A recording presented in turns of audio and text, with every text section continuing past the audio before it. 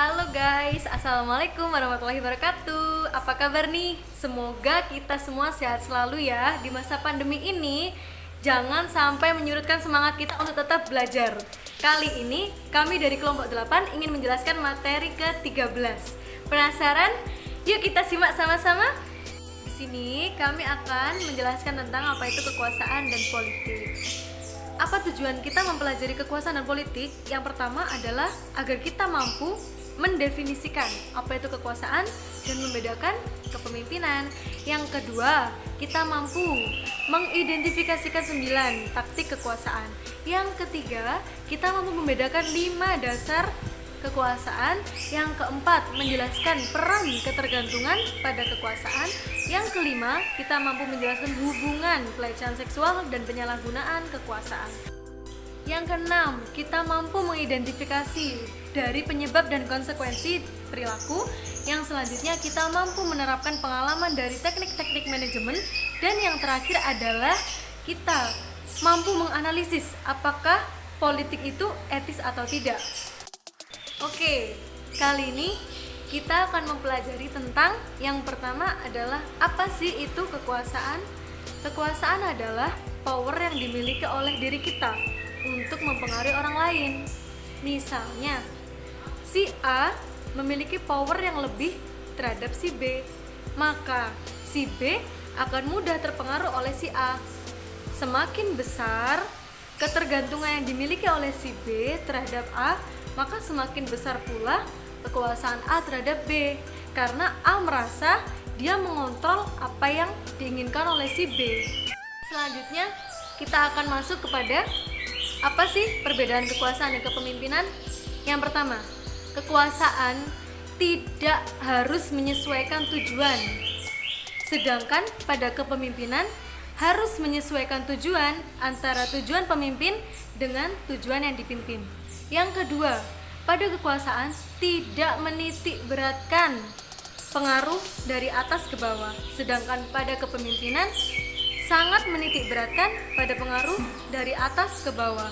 Yang terakhir adalah pada kekuasaan tidak menitik beratkan tentang bagaimana yang berkuasa caranya untuk memperoleh kepatuhan oleh yang dikuasai, sedangkan pada kepemimpinan lebih berfokus pada bagaimana gaya kepemimpinan. Selanjutnya akan dijelaskan oleh teman saya.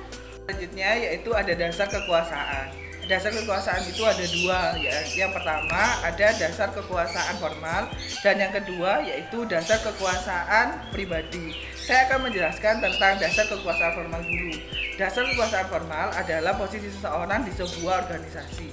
Di kekuasaan formal ada 3 kekuasaan. Yang pertama kekuasaan paksaan, di mana seseorang ini untuk menyuruh seseorang melakukan sesuatu yang dia inginkan, dia menggunakan suatu ancaman atau hukuman. Untuk kekuasaan yang kedua yaitu kekuasaan imbalan, di mana seseorang ini memberikan imbal balik atau jasa atau reward kepada seseorang ketika sudah melakukan sesuatu tersebut. Untuk kekuasaan yang ketiga yaitu kekuasaan legitimasi, di mana seseorang yang menduduki posisi itu saja yang berhak menerima wewenang itu tersebut. Selanjutnya yaitu kekuasaan pribadi. Apa sih yang dimaksud dengan kekuasaan pribadi? Kekuasaan pribadi adalah berdasarkan keahlian dan menghormati dan atau apresiasi kepada pekerja.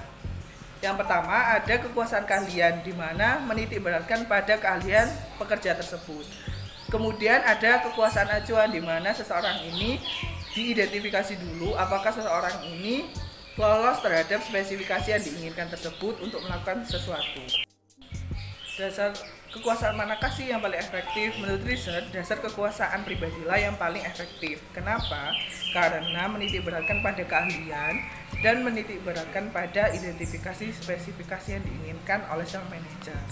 Kenapa tidak kekuasaan formal? Karena kekuasaan formal ada kekuasaan ancaman, di mana seseorang itu tidak sesuai dengan passion saat dia disuruh tersebut.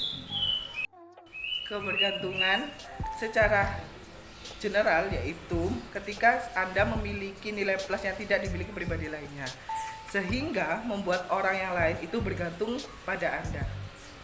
Kebergantungan itu akan menjadi penting jika tidak diinginkan oleh orang lain, dan kebergantungan itu akan menjadi langka antara hubungan antar jabatan seperti manajer dan sekretaris. Dan kebergantungan itu akan menjadi langka ketika seseorang sedikit untuk menggantikan posisi yang layak tersebut. Ada kekuasaan taktik. Apa sih yang dimaksud dengan kekuasaan taktik? Adalah cara individu meningkatkan kekuasaan yang mendasar ke dalam tindakan-tindakan yang lebih spesifik. Ada beberapa pengaruh taktik yang berbeda berdasarkan riset yang telah dilakukan. Yang pertama ada legitimasi, bujukan yang rasional, daya tarik, pertukaran, daya tarik pribadi, menjilat, tekanan, dan koalisi. Baiklah teman-teman, kali ini saya akan melanjutkan pembahasan mengenai taktik-taktik kekuasaan yang lebih sering disukai dan nantinya akan dapat mempengaruhi pengaruh untuk menentukan arah. Yang pertama yaitu untuk mengaruhi pengaruh ke atas. Apa saja sih? Untuk pengaruh ke atas sendiri biasanya itu taktik-taktik kekuasaan yang sering diterapkan yaitu taktik bujukan secara rasional. Berikutnya yaitu pengaruh ke bawah. Taktik yang sering digunakan yaitu bujukan secara rasional, terus daya tarik yang biasanya itu memberikan inspirasi, tekanan, terus konsultasi, menjilat, pertukaran maupun legitimasi. Untuk pengaruh lateral, taktik-taktik biasanya yang sering digunakan yaitu bujukan secara rasional, terus konsultasi, menjilat, pertukaran, legitimasi, daya tarik pribadi maupun koalisi. Bagaimana kekuasaan dapat mempengaruhi orang-orang?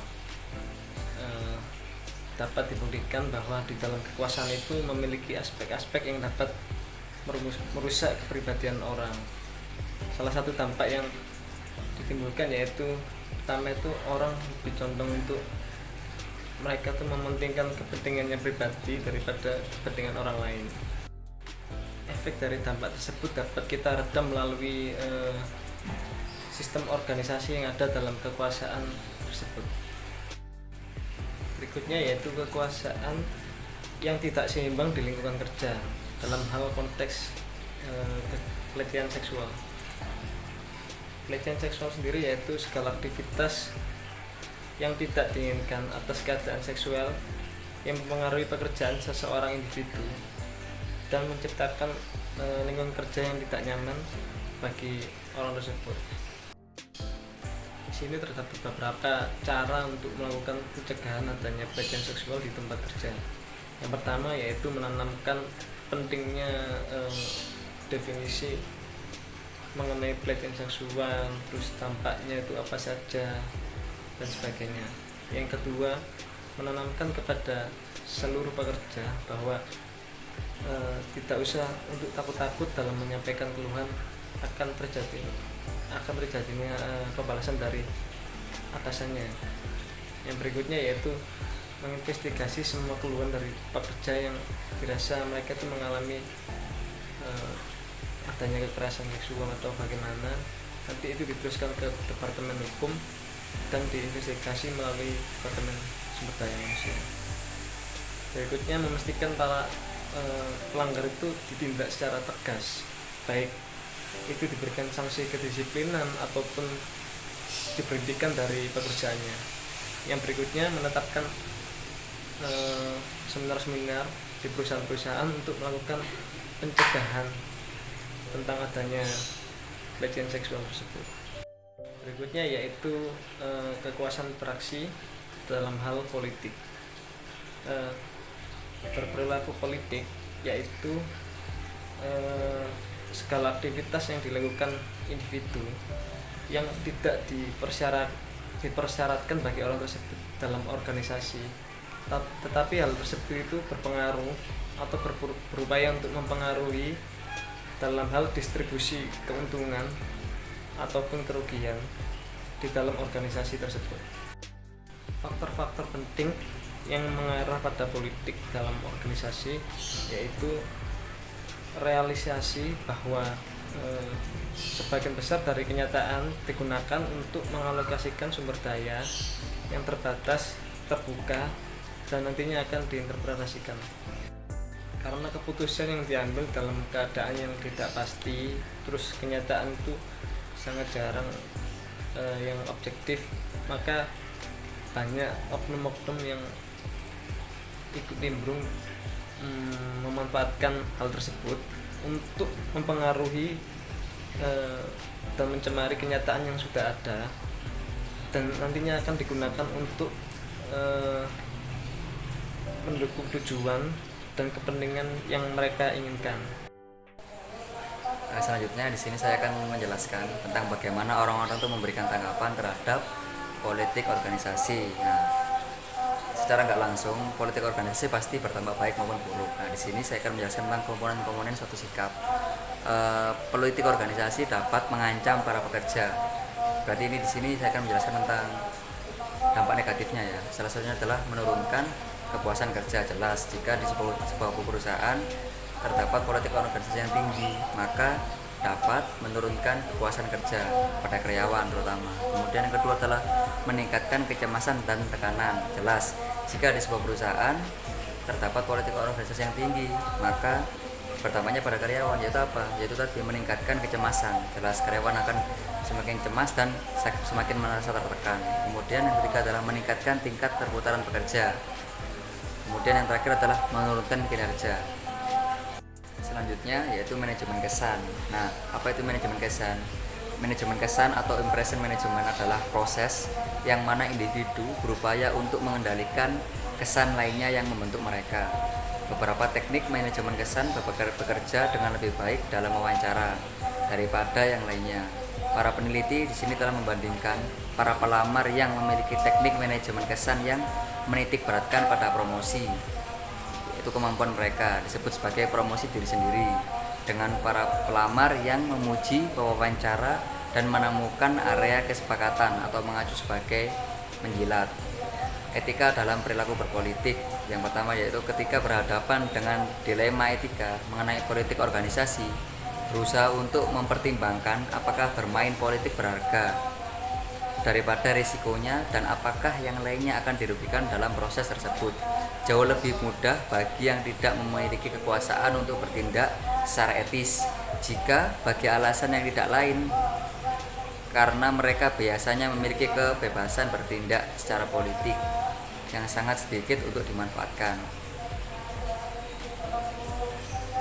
Memetakan karir politik Anda. Nah, di sini saya akan menjelaskan tentang slide terakhir, yaitu memetakan karir politik Anda. Kekuasaan dan politik adalah bagian dari kelangsungan hidup suatu organisasi. Keputusan untuk tidak bermain adalah dengan memutuskan untuk tidak menjadi efektif. Lebih baik melakukannya secara eksplisit dengan peta politik daripada menggunakan kekuasaan dan politik secara terang-terangan. Sekian presentasi dari kelompok kami, kurang lebihnya mohon maaf. Wassalamualaikum warahmatullahi wabarakatuh.